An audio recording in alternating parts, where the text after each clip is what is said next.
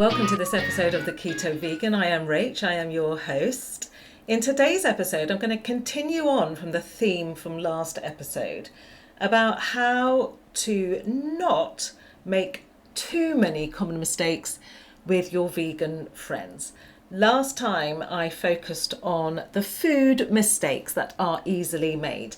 This time I'm going to talk about some other things, starting with don't invite your friend, your vegan friend, to the races, a zoo, a circus with animals in, things like that. It's just not okay. Not to an aquarium. You're inviting them to go and see the suffering of the animals that they've decided they don't want to take any part in. Think about it logically, people. When vegans think about these places, all they can see is the abuse and use and exploitation of animals, especially things like the races. I live down near Goodwood, near Chichester in West Sussex, and friends often go to the races, the horse races, and have a whole big night out of it and so on and so on. And I just couldn't think of, I just would never want to go. If I was invited, I would just say, no, I can't. I might meet you afterwards, for example. But I just couldn't do that. And if you've got a friend that is a vegan and has declined, don't then think, oh my God, they're so sensitive. That's not true. We just don't want to see and be part of animal exploitation. It's just a moral stance that we take. The second one today is making carnist remarks to your vegan friends. For example, about the canines, the teeth. Oh, but we were made to eat meat. No, we weren't. I'm not going to get into that. It could be a whole other episode, couldn't it? About our teeth and the structure and the length of our intestines compared to animals that actually do eat meat, like lions. Not gorillas, lions. Okay? We haven't got those. Anyway, I'm not getting into it. Don't get into it, Rachel. So these comments about things that carnists think are just clever one-liners and it makes no sense and we were made to do this and we were made to do that. Vegans have heard these over and over again. They're not clever one-liners, and vegans that don't respond probably realise that actually that's not the best way to change somebody's mind. Perhaps instead of saying something about your canine teeth or, yeah, but if you're in a desert island on your own, would you eat meat then? I don't think I'm ever gonna be on a desert island on my own. That's not a conversation. Why don't you have a meaningful conversation without raising defences, getting your defences up with your vegan friend? You might learn something, it might get you thinking.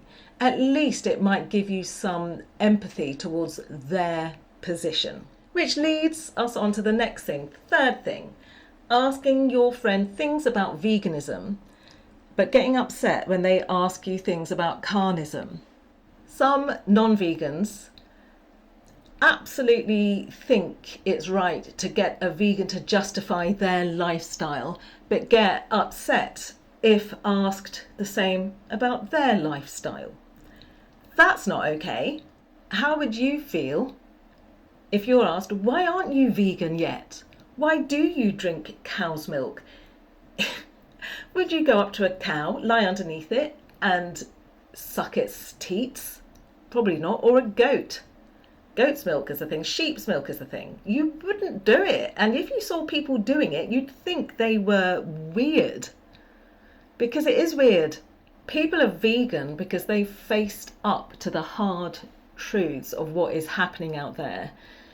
Don't ask these questions unless you're ready for them to be asked to you and you are ready to feel or to get your head out of the sand and actually be fully aware of the industry that a carnist supports. Another mistake that can be made is being very analytical and intrusive about your vegan friend's health. Like, what about omega? What about B12? What about iron? Can you imagine? And your keto vegan's friend's health. It's none of your business, is it, actually? It's up to them where they get their supplements from and their vitamins and their minerals, their micronutrients. Do they ask you about yours? Do they ask you about the risk of cancer and heart disease because of the meat that you're eating? Probably not. And yet non-vegans are so curious about a vegan state of health. I mean, it's lovely that people are so concerned about that. I don't think, though, it's for the right reasons. I think they've just heard about this and that and want to bring it in to the argument. Is it because they feel defensive about their own lifestyle and their own way of living? Let's hope so. It means they could be on the route to turning.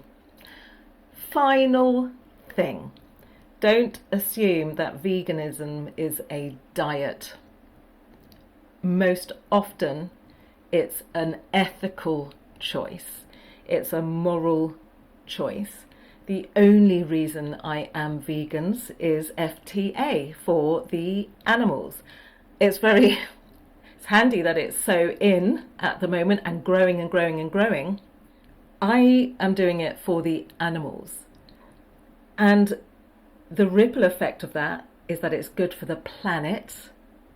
And even more so, it's really good for my health, as is being keto. Keto is incredibly good for health. Sugar feeds cancers. So, my diet, contrary to many's belief, is really a healthy diet. I feel really good, I feel really healthy, and I know when I go off and eat carbs how unhealthy I feel. There you have it. How to avoid those mistakes as a non-vegan with your vegan friends. You've got vegan friends out there, even if you don't think you have. They might not have been as obvious about it as me. Be aware of their choices, who they are, and make no assumptions. Hope you enjoyed that. Hope you found it helpful.